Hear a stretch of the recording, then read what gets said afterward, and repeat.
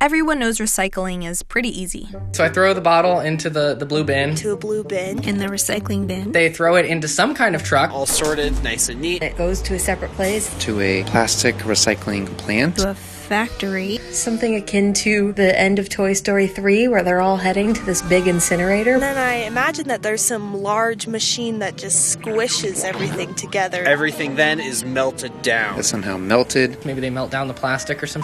From there, it can be reshaped into sheets of plastic. Like a park bench. You hear about sneakers being turned into basketball court. That turns into new things. Recycling. Turns out, that's not the whole truth, especially for plastic. This is actually propaganda we've been spoon-fed since we were kids in commercial after commercial. People start pollution. People can stop it. Who's behind a lot of this messaging?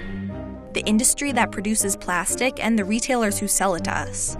And it makes perfect sense that they'd want to trick us into thinking we can use as much plastic as we want, so long as we recycle.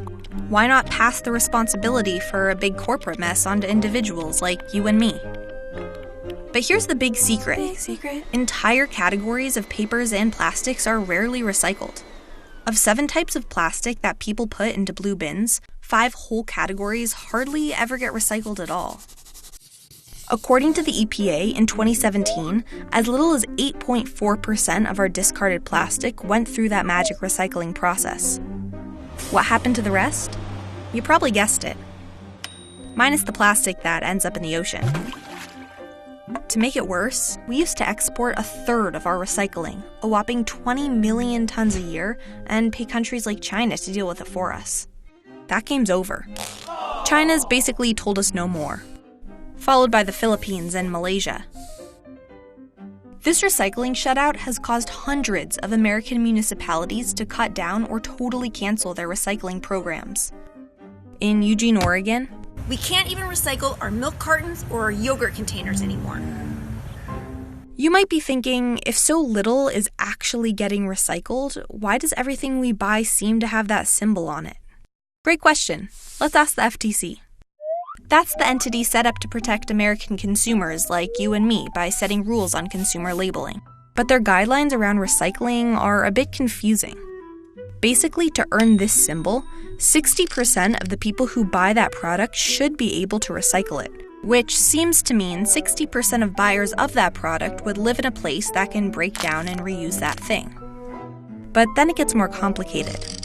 Like if a shower curtain package says recyclable, but either the curtain or the package isn't recyclable, then that's considered deceptive.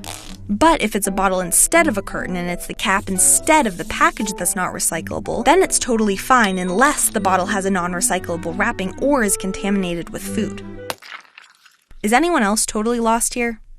With such complicated regulations, companies can get away with stamping a recyclable label on products that aren't likely to be recycled.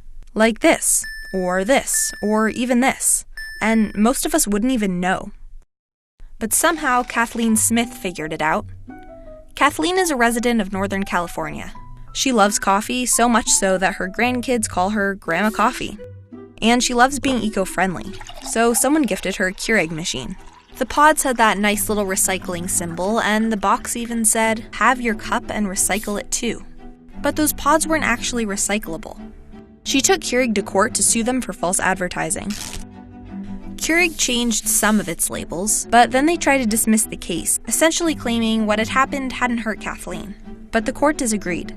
Kathleen could have been hurt if she was misled and paying more for something she thought was recyclable. And now a whole bunch of other Kathleens are lining up in a potential class action suit against Keurig.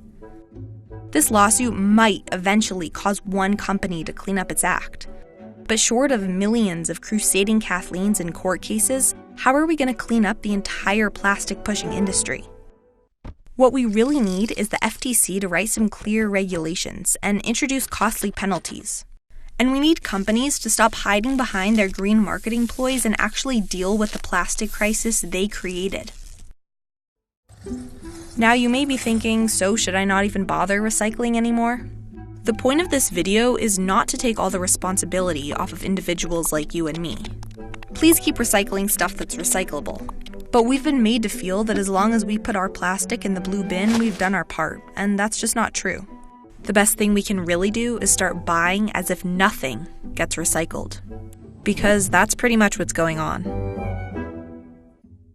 It's ridiculous that we had to pull this out of the trash can for this video.